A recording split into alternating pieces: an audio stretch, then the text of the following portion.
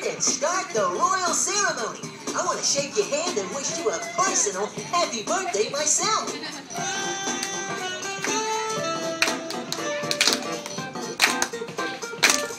Yeah, hey, it was me for you.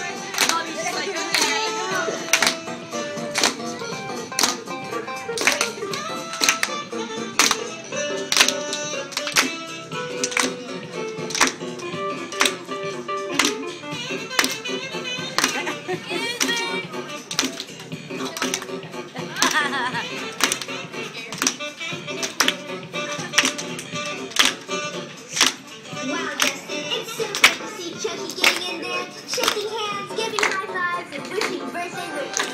He's so personable. He certainly is, Chloe. You know, Mama Louise is so nice, but she is great at throwing terrific birthday parties. Oh, check this out. If I'm not mistaken, he's about to get things going here. All right, everybody. We're going to have some fun here before we get to lighting candles, making wishes, and such. Are you ready to get loud? No!